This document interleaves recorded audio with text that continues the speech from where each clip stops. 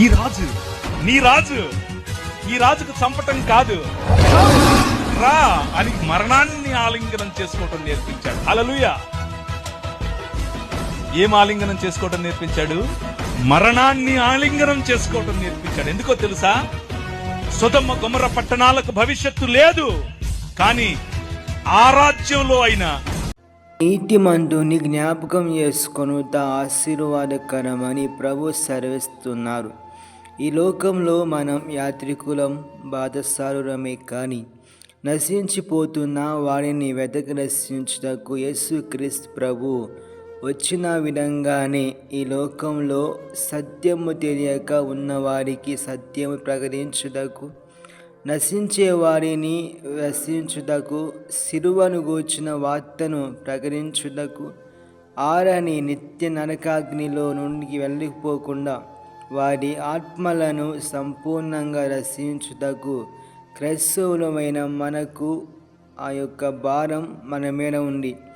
సర్వలోకానికి, సర్వమానవానికి సత్య సువార్తను, దేవుని దివ్య సువార్తను అందించి క్రీస్తు కొరకు ఆరిపోతున్న దీపాలను వెలిగించి తాను వెలుగుతూ అనేక మంది వెలిగించిన వెలుగు ప్రజ్వరి పగదార ప్రవీణ్ కుమార్ గారు. అతడు సేవ చేయడములు సంపూర్ణమైనప్పుడు తన ఇంటికి వెళ్ళిపోయాడు. ఎప్పటికైనా మనమే అతన్ని ఎన్నుకోవాల్సి ఉంది. ప్రపంచ మానవాళికి, క్రైస్తవ సమాజానికి అతడు రెండవ సొలొమోను రాజు. నీ రాజు, ఎవరి కింగ్ అంటూ ఆ రాజును చేరుకున్నాడు. ఎంతోమంది క్రైస్తవులు క్రీస్తు కొరకు హతసాక్షులుగా మారిపోయారు. కొవ్వొత్తులుగా అగ్నిలో కరిగిపోయారు. తమ ప్రాణాలను కూడా లెక్క చేయకుండా క్రీస్తు కొరకు సజీవ యాగముగా అప్పగించుకున్నారు. 12 మంది అపోస్తలులు క్రీస్తు సువార్త కొరకు హతసాక్షులుగా మారిపోయారు. అలాంటి వారికి ఈ లోకం యోగ్యమైనది కాదు.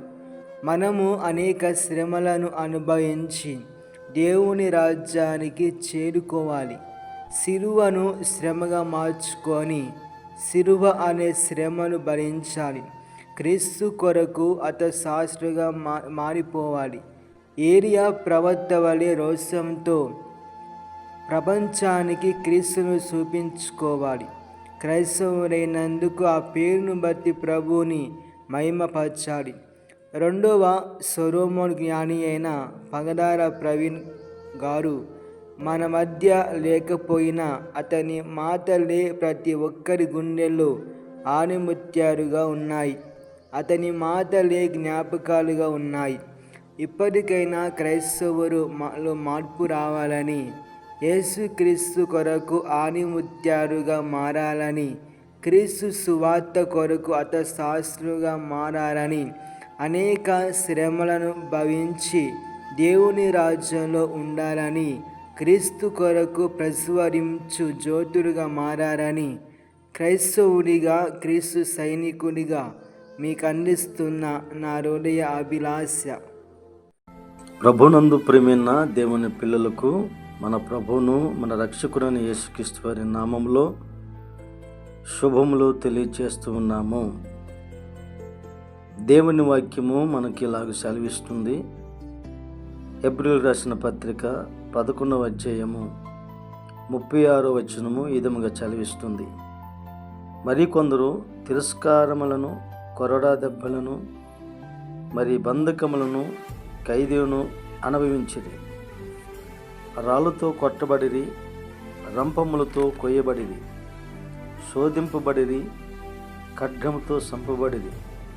గొర్రె చర్మములను, మేక చర్మములను వేసుకొని దరిద్రులయుండి శ్రమ పొంది హింస పొందుచు అడవుల్లోనూ, కొండల మీదను, గుహలలోనూ, స్వరంగములలోనూ తిరుగులాడుచు సంచరించిరి. అట్టి వారికి ఈ లోకం యోగ్యమైనది కాదు అని లేఖనము తెలియచేయబడుతుంది. ప్రభునందు ప్రియమైన దేవుని ప్రజలారా, ఈ లోకము యోగ్యమైనది కాదు, దేవుని రాజ్యమే శాశ్వతమైనదని లేఖనములు తెలియచేస్తూ ఉన్నది. శాశ్వతమైన రాజ్యము కొరకై ఈ భూమి మీద మనము సిద్ధపడి ఉండాలి. ప్రభువును ఘనపరుస్తూ మహిమపరుస్తూ ప్రభువు నామాన్ని ప్రకటిస్తూ ప్రభువు కొరకై మన శాశ్వత జీవితాలు ప్రాణార్పణముగా పోయబడినట్టుగా నమ్మకమైన పని చేస్తూ ప్రభు కొరకు మనం జీవించువారమై ఉన్నాం.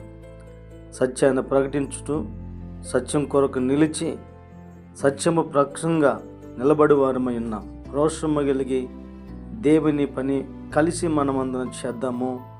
దైవజనులు ప్రవక్తలు అనేకులు అలాగూ దేవుని పక్షంగా రోషము కలిగి నిలబడి దేవుని పని నమ్మకంగా చేసి ముగించిన భక్తులందరిని బట్టి దేవునికి మహిమ కలుగునుగాక.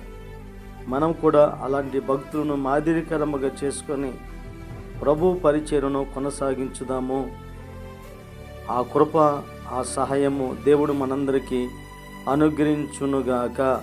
Amen, amen, amen.